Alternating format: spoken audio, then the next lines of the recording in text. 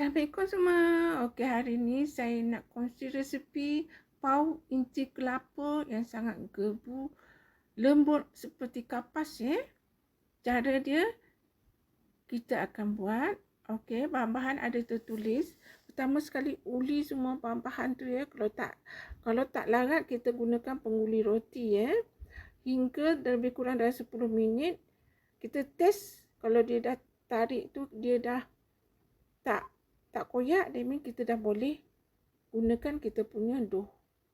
Kita tarik dulu, tak koyak tak?